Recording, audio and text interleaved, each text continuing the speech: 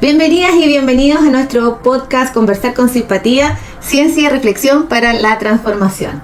Estoy muy contenta el día de hoy porque estoy junto a mi amiga Paloma Ibacache, quien ella es psicóloga clínica y organizacional, es consultora en desarrollo humano y también forma parte del equipo de Consultores Simpatía. Bienvenida, Paloma. Muchas gracias, Angie. Yo encantada de estar aquí en este espacio de conversaciones y además sobre temas que nos gustan tanto.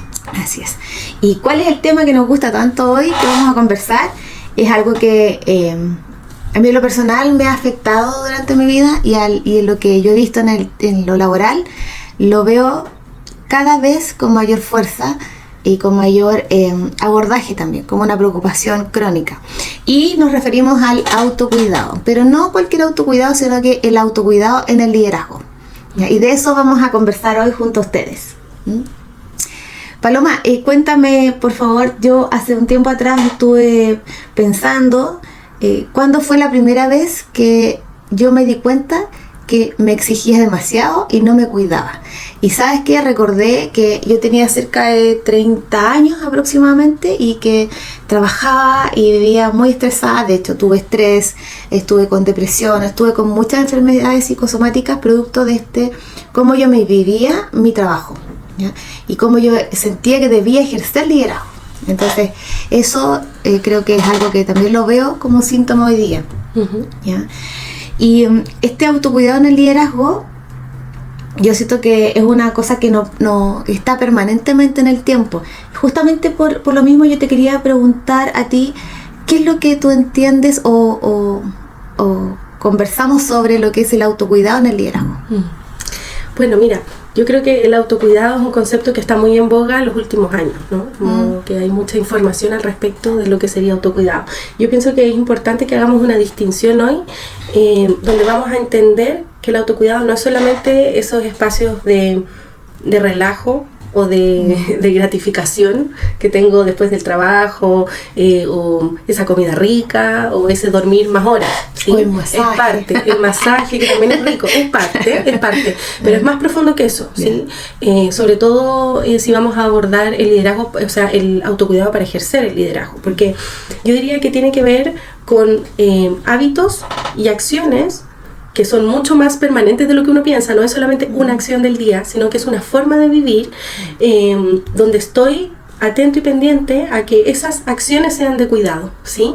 Sean de cuidado para mí, y vamos a mostrar ahora cómo eso también repercute en los otros, pero principalmente diría que el autocuidado tiene que ver con eso, con estar atento de cómo voy caminando en un espacio de bienestar, ¿sí? Y no solamente la gratificación, pueden ser acciones también que son importantes en mi día a día, y que además son distintas para todos a todo esto.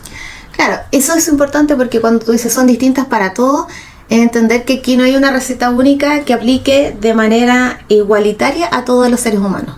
Por eso es tan importante, conversábamos antes de esta grabación, de cómo yo también voy conociendo qué es lo adecuado para mi propia salud. Justamente. Para mi propia salud mental, física, emocional, qué es lo que en definitiva configura el bienestar. Totalmente. Bueno, y fíjate, te comparto algunas cifras. Hoy día se estudia mucho sobre el tema del bienestar en el espacio laboral, y hoy día en Chile sabemos que más o menos el 60% de las personas trabajadoras refieren sentirse muy desgastadas o estresadas crónicamente en su trabajo, como estoy sobreviviendo, modo sobrevivencia. Y también hay un alto porcentaje de esos que son medios mandos o líderes que en el fondo han reportado desde ese estrés cómo eso impacta en la organización, por ejemplo, a nivel de ausentismo laboral y de accidentabilidad, ¿sí? Hay un estudio de la H, que es un estudio hecho en Chile para el área de minería y construcción, que muestra cifras muy específicas sobre cómo líderes en burnout, sí, o sobrepasados, liderazgos más que líderes, pueden aumentar esas cifras. O sea que hay una correlación directa entre el autocuidado y el riesgo en el trabajo.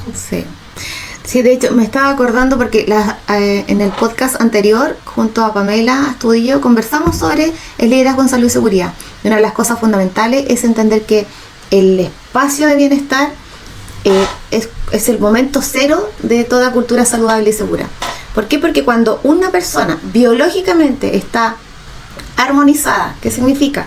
Que su salud mental, física y emocional está adecuada para sí misma, la forma de hacer las tareas es distinta, porque está con mayor atención, puede estar con mayor lucidez, tranquilidad para tomar decisiones no apresuradas, entonces puede equivocar menos, no significa que no se equivoque, pero se puede equivocar menos, entre otras cosas.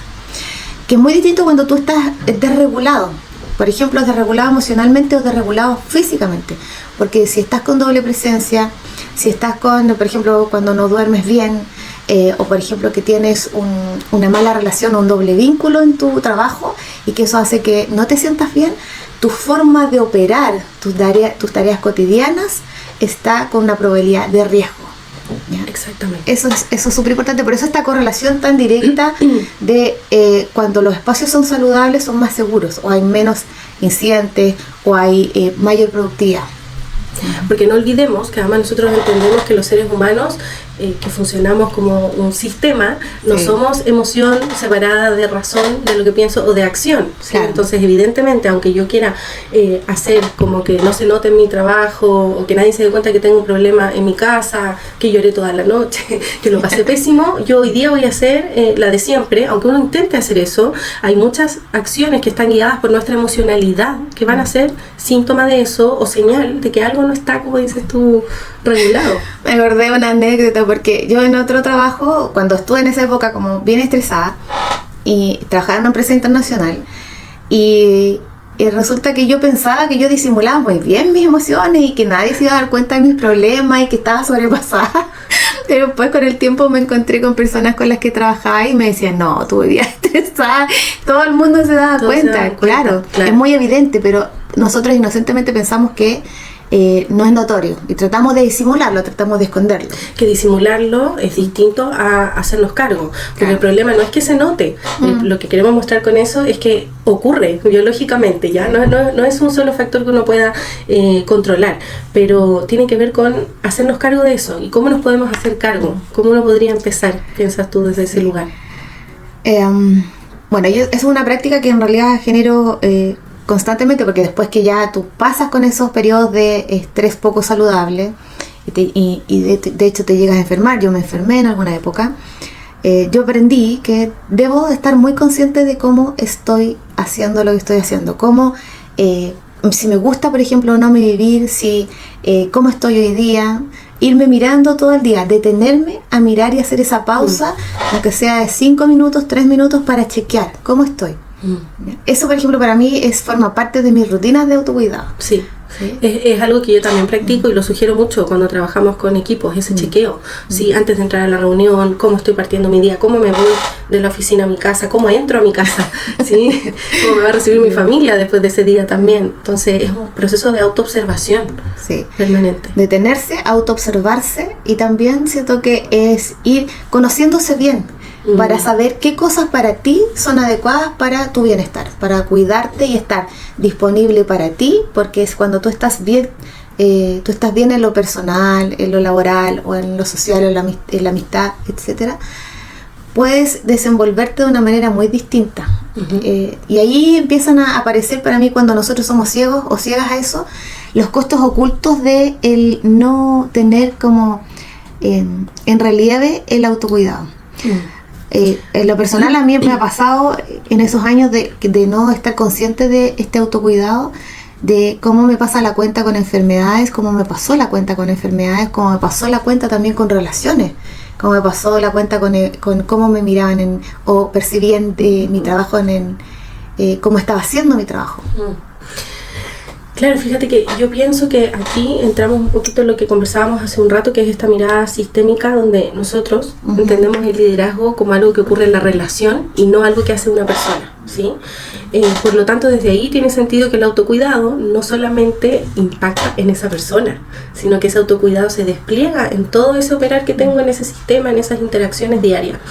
Entonces, hay algunos costos que pueden empezar a aparecer fuera de lo que yo puedo sentir y que tienen que ver con que se generen. Lo veo también cuando acompañamos equipos, por ejemplo, climas laborales que sean desgastantes, salud. climas laborales que se empiezan a deteriorar, ¿cierto? Que se sienten tensos. Entre ellos también podrían empezar a ocurrir algunas prácticas o a normalizar ciertas prácticas de maltrato, ¿sí? Porque uno está en la sobreexigencia y no se da cuenta que eso traspasa límites, que pueden ser importantes para los otros también, o para mí. Entonces, claro, empiezan a ocurrir ciertas cosas que se empiezan a ver a nivel de sistema, ya no solamente lo que me pasa a mí internamente.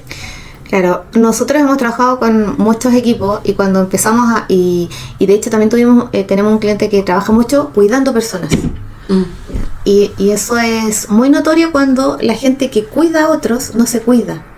Y las consecuencias que puede tener con el ausentismo, la rotación, por ejemplo, el clima laboral, cómo se afecta. ¿Y por qué nosotros fuimos colocando esto de que entender que cuando tú ejerces liderazgo es súper importante que tú mires cómo te estás cuidando, porque la primera persona que debe cuidarse eres tú. Esto es lo mismo como cuando tú si has viajado en avión te dicen, por favor, las mascarillas primero para los adultos. Claro. Y cuando estas personas que pueden acompañar y saben acompañar a otras también pueden asistir a los demás.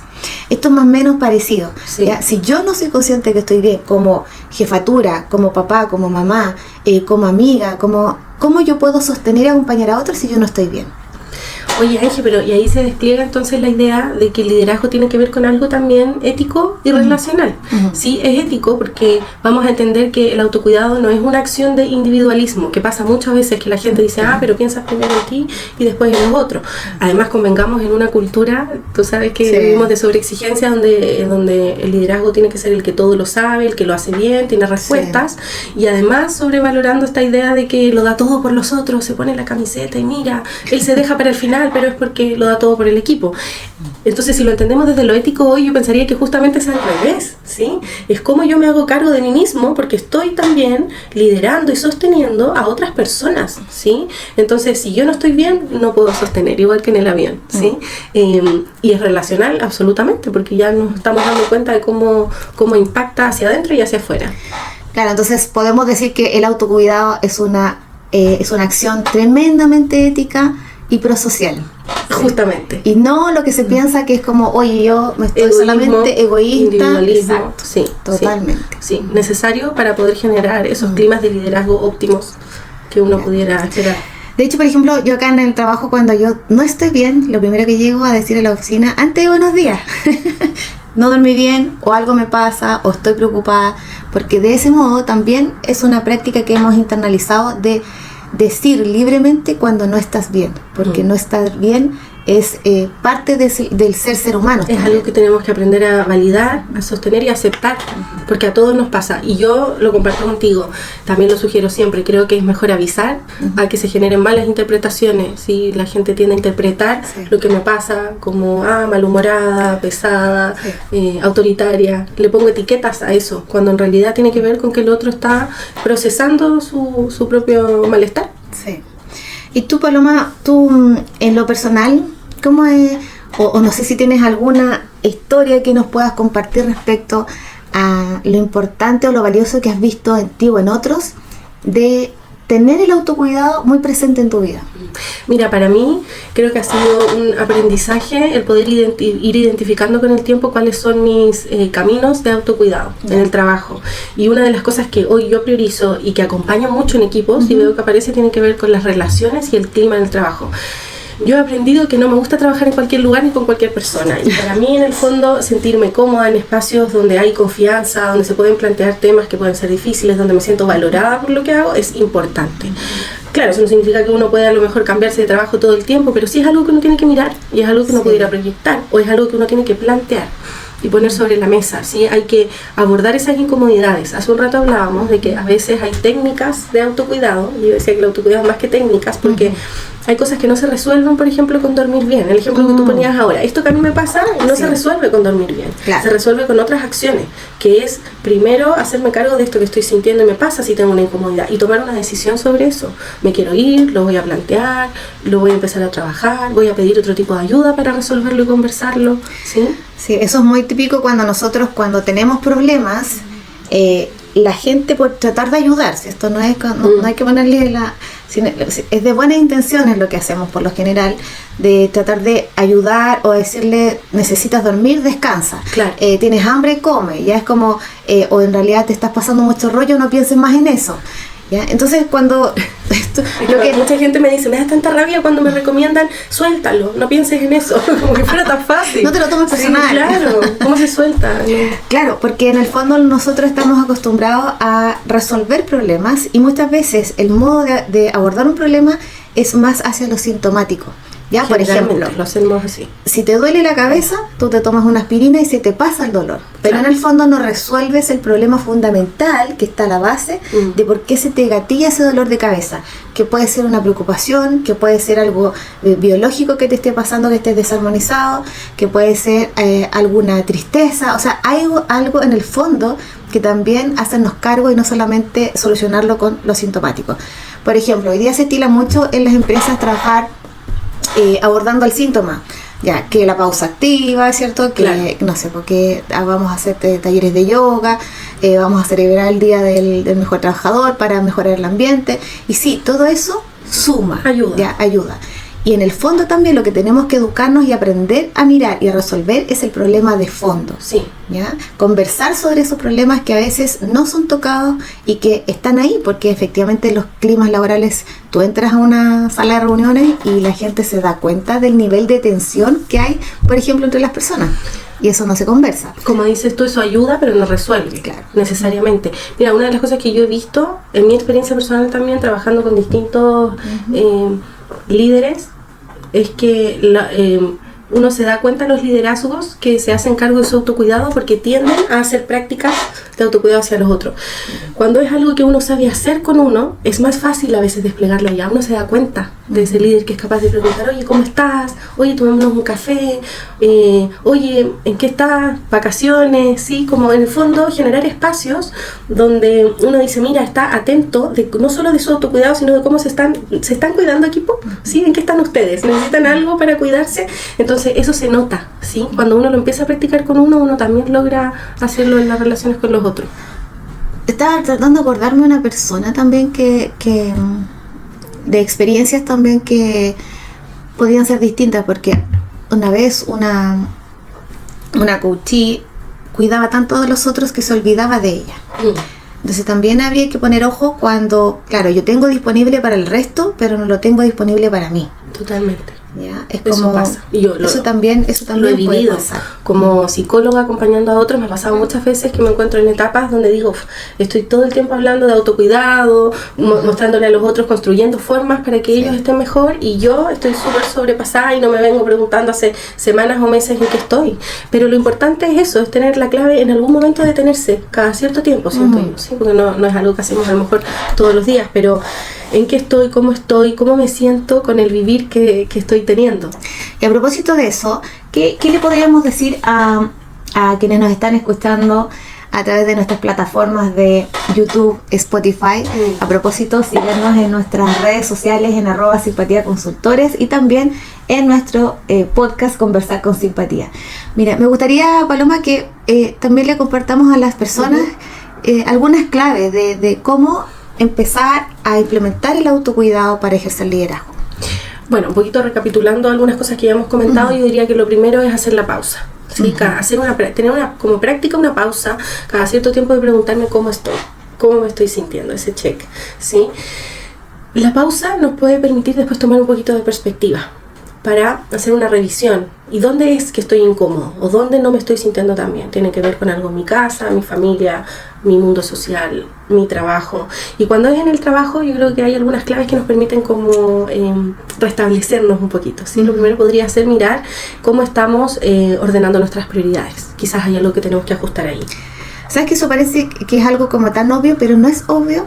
Muchas personas, nosotros nos hemos encontrado que no saben priorizar entre lo urgente y lo importante, y a todo le dan el mismo peso. Sí. Sí, y eso yo creo que es una buena práctica para poder ordenar, porque ¿qué es lo que también le pasa a tu sistema nervioso cuando se ve con tantas tareas que hacer? Lo que empieza a pensar es a configurar un modo como que está la escoba afuera. De sobrevivencia. De sobrevivencia. Y ahí hay un desgaste mayor, porque tú estás como con nuestro cuerpo, nuestra biología está en función de tratar de ahorrar toda la energía posible, pero a la vez está haciendo mucho desgaste, porque está aprende, apaga, esta tarea, esta otra. Y esa falta de claridad o ruta te empieza a generar una sensación de angustia o una sensación de que en realidad esto es terrible.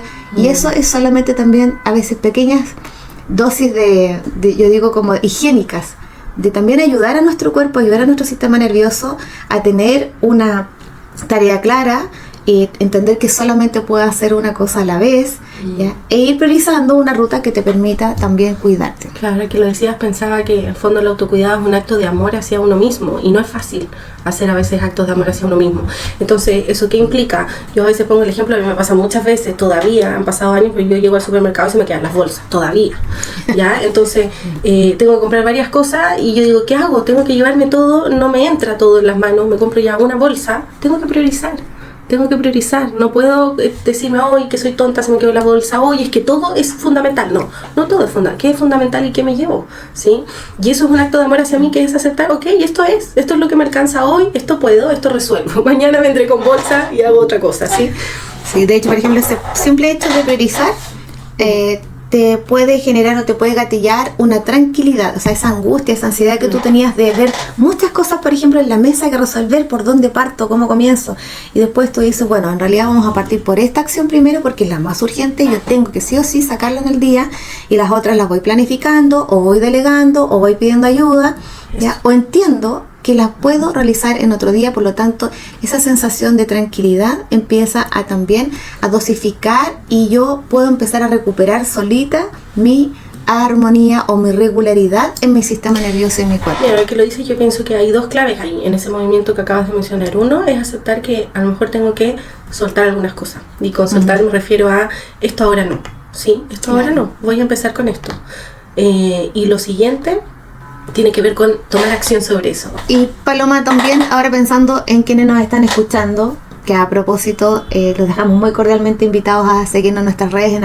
@simpatiaconsultores y también suscribirse a nuestro podcast Conversar con Simpatía, porque aquí me gustaría que le compartiéramos a la gente 3 aspectos claves que son importantes a la hora de pensar en el autocuidado, en el liderazgo.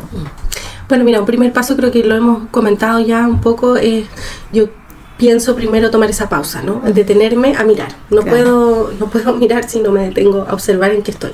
Ese check. Y quizás mirar en qué áreas estoy sintiendo el malestar. ¿Será algún tema familiar? ¿Será en el trabajo? ¿Sí? Y después yo pensaría que como segunda acción podría ser empezar a priorizar. ¿Sí? Entonces, ¿qué es lo importante? ¿Por dónde quiero partir? Sí o sí implica soltar algo y de cierta manera, si esto no ahora, de esto me hago cargo, y por otra parte decidir cómo quiero seguir avanzando en ese ámbito en particular. Y algunas prácticas en el trabajo, yo creo que pueden ser importantes, como en mi liderazgo, pueden ser, por ejemplo, después que prioricé algunas cosas, delegar, que a veces nos cuesta tanto, ¿sí? Pero que es tan importante. Delegar, pedir ayuda y poner límites también. A veces, mira, en realidad no puedo seguir trabajando hasta esta hora, estoy muy sobrepasada, necesito que hagamos estas funciones o este trabajo de otra manera. Empezar como a ordenar un poquito eso que siento que puede estar muy desbordado o desgastándome. Claro. Siento que las cosas que yo pueda hacer oportunamente pueden contribuir muchos, no solamente al cuidado de mi bienestar, sino que también de las personas que nosotros afectamos. Por eso reiteramos que esta práctica del autocuidado es una práctica totalmente ética y prosocial. Así que los vamos a dejar súper invitados también a todos quienes nos escuchen, a que implementen también, empiecen a revisar cómo están generando su autocuidado, ¿ya? Porque vivir de otra manera también se puede, pero hay que intencionarlo, hay que también trabajar y ser consciente de que es posible y hacerlo. Absolutamente, muchas gracias, Ángel. Paloma, ha sido un placer conversar contigo, como siempre, y nos dejamos invitados, nos vemos, que estén súper bien.